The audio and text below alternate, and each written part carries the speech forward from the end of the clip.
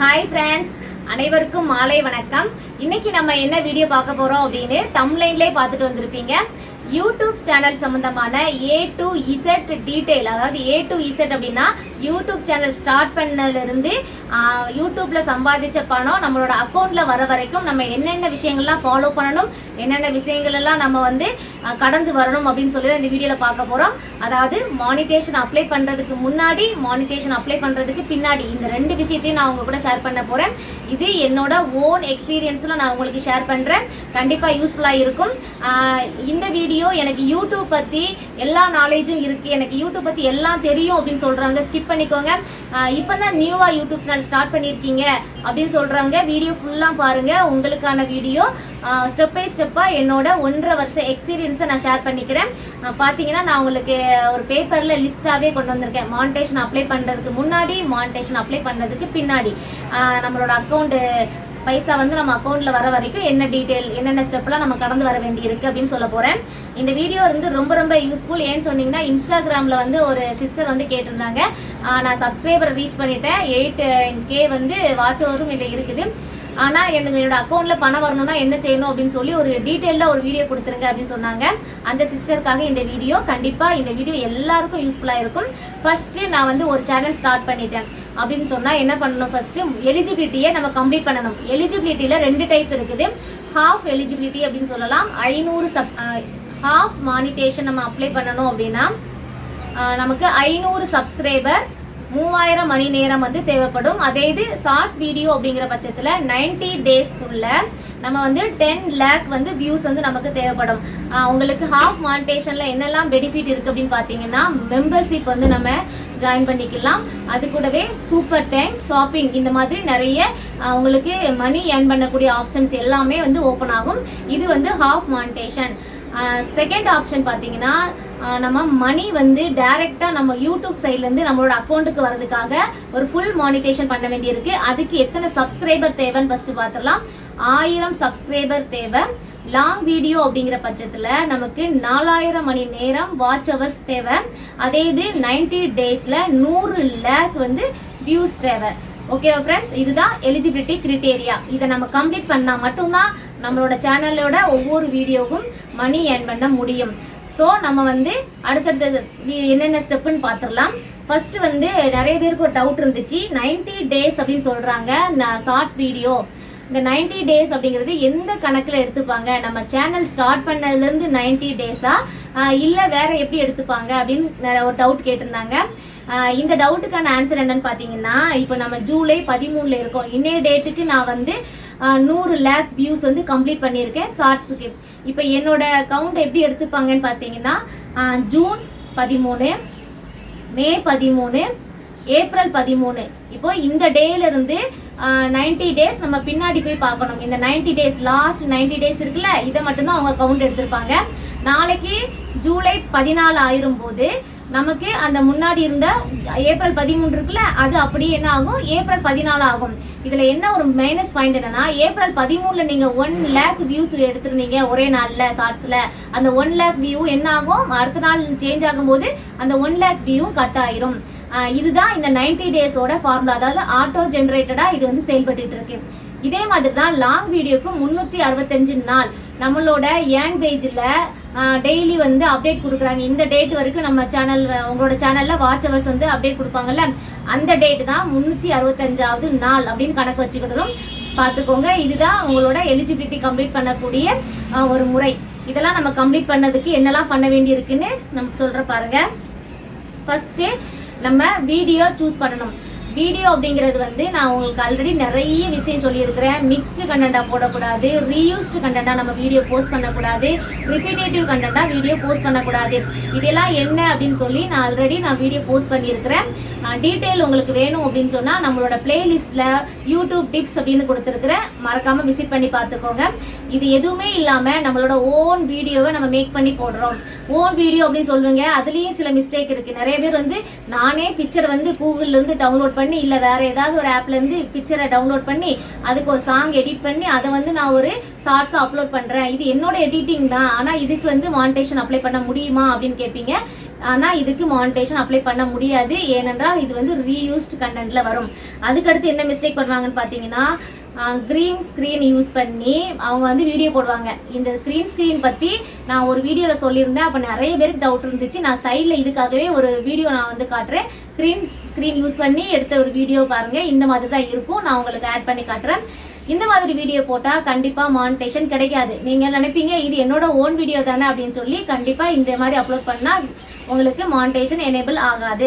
அடுத்து பார்த்தீங்கன்னா முக்கியமான ஆப்ஷன் இன்ஸ்டாகிராம், ஃபேஸ்புக்கு, ஷேர் சேட்டு, அது மாதிரி மற்ற சோசியல் மீடியாவில் இருந்து எடுத்து போடக்கூடிய ஒவ்வொரு இமேஜாக இருக்கட்டும், ஒவ்வொரு வீடியோவாக இருக்கட்டும், கண்டிப்பாக மானிட்டேஷனுக்கு எலிஜிபிலிட்டி கிடையாது. ஓகேவா? அந்த மாதிரி ஏதாவது ஒரு வீடியோ நீங்கள் போட்டிருந்தா கூட இப்போவே உங்களோட சேனலில் போய் செக் பண்ணி டெலீட் பண்ணிக்கோங்க. லாஸ்ட் நீங்கள் எல்லாமே கம்ப்ளீட் பண்ணி வரும்போது உங்களுக்கு ரீயூஸ்டுன்னு வந்துடும். அப்போ உங்களுக்கு எந்த வீடியோ ரீயூஸ்டே தெரியாமல் போயிடும். ஸோ நீங்கள் இதெல்லாம் அவாய்ட் பண்ணிக்கோங்க.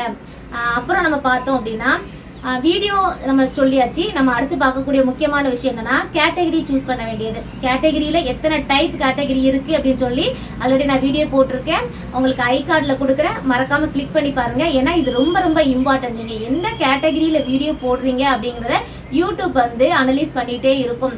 ஏன்னா நீங்கள் போடக்கூடிய கேட்டகரியில் யாராவது வீடியோ ஆல்ரெடி பார்த்துட்டு இருந்தாலோ, அது ரிலேட்டடாக யாராவது சர்ச் பண்ணாலோ உங்களோட வீடியோவை ரெக்கமெண்டேஷன் பண்ணும், சஜஷன் கொடுக்கும், இம்ப்ரெஷனில் கொண்டு போய் கொடுக்கும்.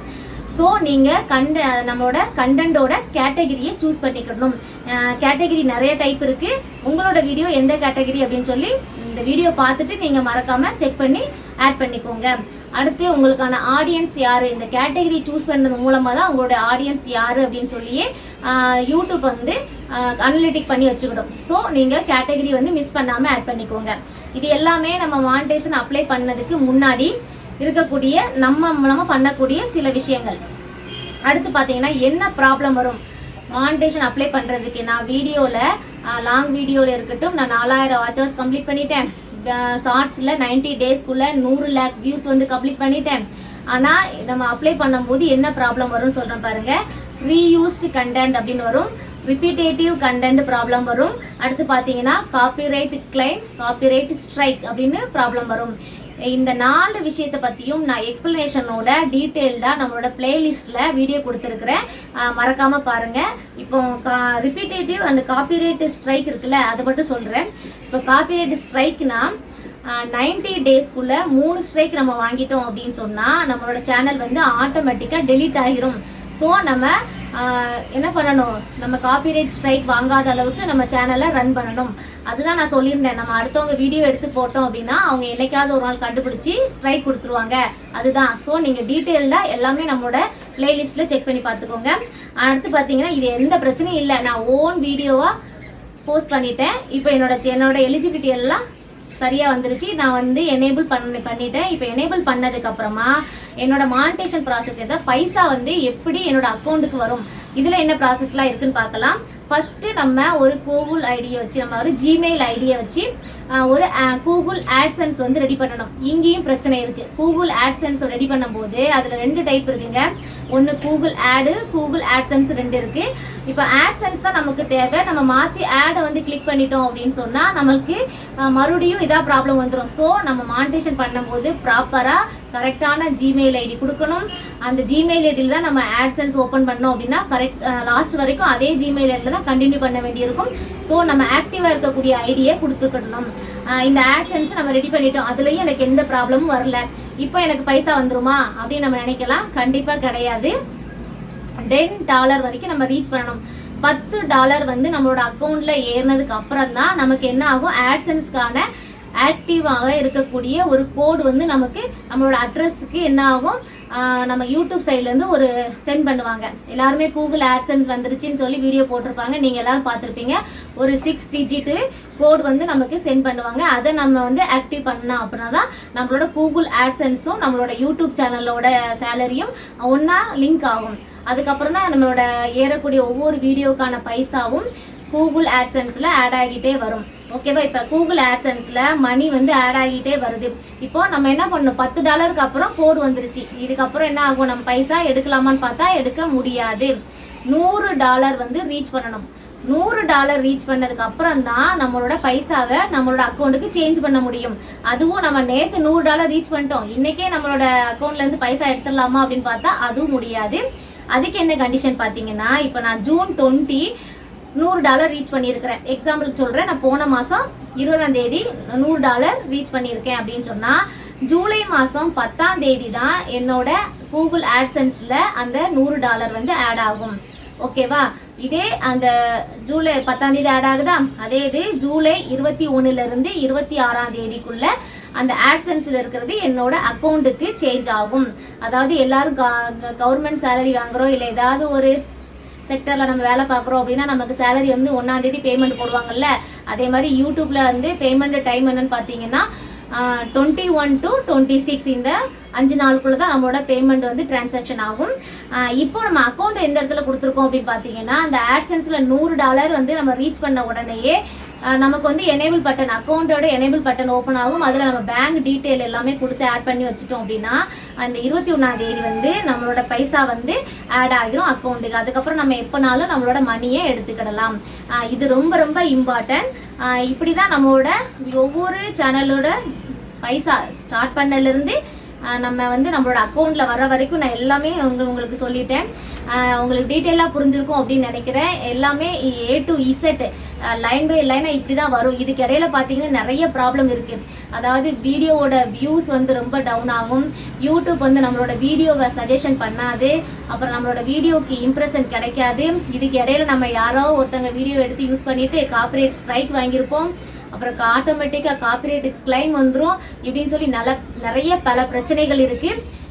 இதில் இந்த பிரச்சனைகள்லாம் தாண்டி நமக்கே தெரியாமல் நடக்கக்கூடிய ஒரு முக்கியமான பிரச்சனை என்னன்னு பார்த்தீங்கன்னா, அது பிரச்சனைன்னு சொல்லக்கூடாது, நம்மளோட யூடியூப் ஜேர்னி ஸ்டார்ட் பண்ண முன்னாடியே நம்ம தெரிஞ்சு வச்சிருக்கக்கூடிய ஒரு முக்கியமான விஷயம் என்னன்னா கம்யூனிட்டி கைட்லைன்ஸ். இந்த கம்யூனிட்டி கைட்லைன்ஸை நம்ம அக்செப்ட் பண்ணி தான் நம்ம சேனலே நம்ம ஸ்டார்ட் பண்ணுறோம். அதில் இருக்கக்கூடிய பாயிண்ட்ஸ் எல்லாம் நம்ம மீறக்கூடாது. ஏதாவது ஒரு பாயிண்ட்டை நம்ம வீடியோஸ் வந்து மீறிடுச்சு அப்படின்னு சொன்னால் அவங்க ஆட்டோமேட்டிக்காக என்ன பண்ணுவாங்க, எந்த ஒரு பொசிஷனில் உங்களோட சேனல் எவ்வளோ லட்ச சப்ஸ்கிரைபரில் இருந்தாலும் அவங்க என்ன பண்ணுவாங்க, டெர்மினேட் பண்ணிடுவாங்க. கம்யூனிட்டி கைட்லைன்ஸை பற்றி உங்கள் எல்லாருக்கும் தெரியுமா? யாருக்கெல்லாம் தெரியும் அப்படின்னு சொல்லி அதில் என்னென்ன லிஸ்ட் இருக்குது அப்படின்னு தெரிஞ்சால் கமெண்டில் சொல்லுங்கள். இல்லை தெரியாதவங்களுக்கு கம்யூனிட்டி கைட்லைன்ஸ் வந்து தனியாக ஒரு வீடியோ போஸ்ட் பண்ணணும் அப்படின்னு சொன்னால் கண்டிப்பாக உங்களுக்கு நெக்ஸ்ட் வீடியோவை நான் போஸ்ட் பண்ணுறேன். ஓகே ஃப்ரெண்ட்ஸ், இந்த வீடியோ உங்களுக்கு ரொம்ப பயனுள்ளதாக இருந்திருக்கும் அப்படின்னு நம்புகிறேன். இதுதான் நம்மளோட சேனல்ஸ் தொடங்கினதுலேருந்து நம்ம கையில் பணம் வர வரைக்கும் உள்ள ப்ராசஸ். இதையெல்லாம் நம்ம சக்ஸஸ் பண்ணிட்டோம் அப்படின்னா கண்டிப்பாக மந்த்லி நம்மளும் யூடியூப்லேருந்து சேலரி வாங்கலாம். ஓகே ஃப்ரெண்ட்ஸ், இது வரைக்கும் வீடியோ பார்த்த என்னோட உறவுகள் ஃப்ரெண்ட்ஸ் எல்லாருக்கும் ரொம்ப ரொம்ப நன்றி. நெக்ஸ்ட் ஒரு சூப்பரான வீடியோவில் நம்ம மீட் பண்ணலாம். உங்களுக்கு ஏதாவது டவுட் இருந்துச்சு அப்படின்னு சொன்னால் மறக்காமல் கமெண்ட் பண்ணுங்கள். நெக்ஸ்ட் அதுக்காக ஒரு வீடியோ நம்ம போஸ்ட் பண்ணிடலாம். ஓகே ஃப்ரெண்ட்ஸ், பாய்.